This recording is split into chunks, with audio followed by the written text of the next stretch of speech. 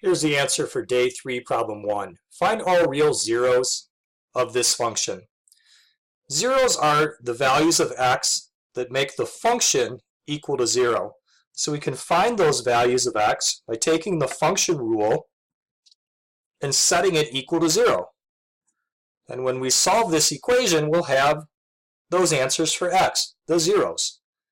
This trinomial can be factored into a binomial times a binomial. X times x is the x squared. And then there are different possibilities of numbers that multiply together to make 24. Could be 1 times 24, 2 times 12, 3 times 8, or 4 times 6. Now, do any of those numbers combine together to make 11? How about using the 8 and the 3? And that's equal to 0. Now we can use the zero product property to solve for x. The x plus 8 factor could equal 0, or the x plus 3 factor could equal 0. Solving the first equation, we get that x is negative 8. Solving the other equation, we find out that x is negative 3. These can be interpreted as the zeros of function f of x. If you put negative 8 in for x and work out the function rule, it'll output 0. And if you put negative 3 in for x and worked out the function rule, it would output 0. Day 3, problem 2. Sketch the graph of f of x equals log base 2 of x. To graph this, let's find some points and then draw a line through the points. With a base 2 logarithm, one number to try for x is 1, because we can ask ourselves 2 to what power makes 1, and 2 to the 0 power is 1. So when x is 1, the logarithm outputs 0. That's the point 1, 0.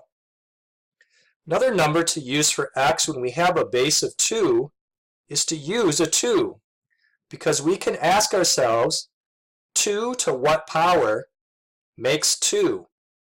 And the answer would be 1. 2 to the first power makes 2. So when x is 2, the logarithm outputs 1.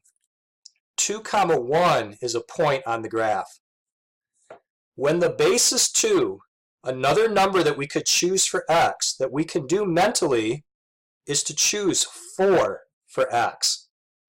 Because we can ask ourselves 2 to what power makes 4? And the power would be 2. So when x is 4, the logarithm turns out to be 2. That's the point 4, 2. And there's one more number that we could choose for x that will actually fit on this grid. We could choose to use an 8 in place of x. 2 to what power makes 8? The answer is 3. 2 to the third power is 8. So when x is 8, the function turns out to be 3. 8, 3 is on this graph. So over 8 up 3 is right there. Recall that logarithm functions never equal 0 or negative numbers. So when you draw the graph, you want to come close to the y-axis without actually touching it, and then swing smoothly through these points that we found. It is going to continue to increase as you move to the right.